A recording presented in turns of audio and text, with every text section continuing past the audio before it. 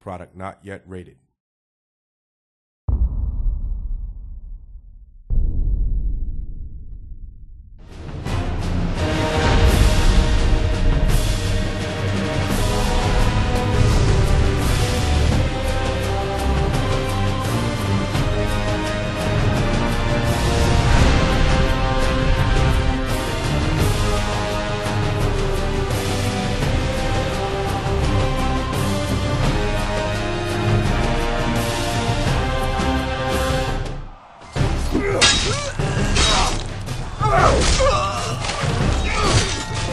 Hey there, I'm Dan Toos, a designer from the Creative Assembly, and I'm going to be taking you through a video preview of the Britannia campaign, one of the 4 brand new campaigns in Medieval 2 Total War Kingdoms.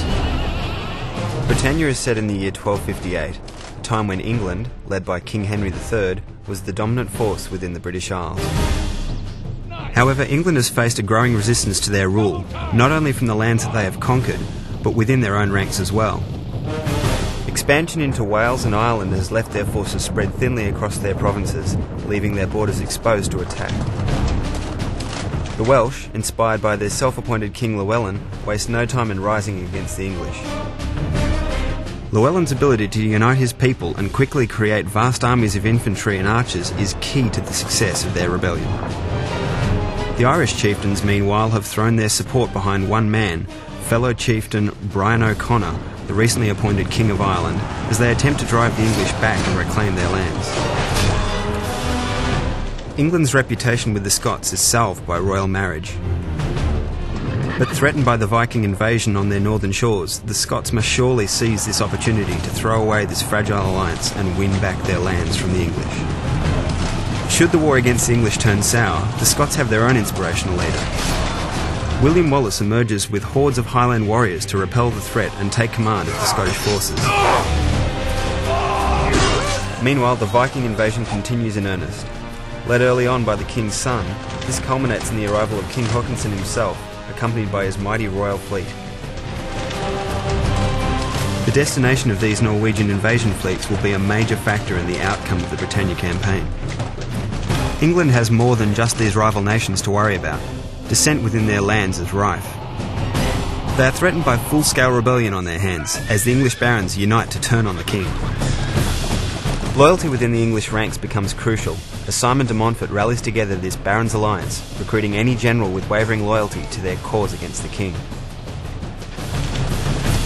Rival nations can even work to support this uprising at the barons' request, to provide the platform for the alliance to grow and ultimately create another thorn in the side of the English. Whichever nation you choose to command, the network of forts built around key strategic points throughout the British Isles will be crucial to your military success. Seize a fort in an enemy region and the effects of your presence can be devastating to your enemy's prosperity. Forts can also be used to garrison troops cheaply, allowing the freedom to build bigger armies than ever before. You can then take these armies into battle where they can command reinforcement armies for the first time. Will you steer the English through this turbulent period of rebellion and unrest to expand their superiority over Britain? Take command of one of the conquered nations and rise up against the dominant force of the English. Or perhaps you'll take control of the invading forces of Norway and sweep all Britannia aside under the wave of your Viking hordes.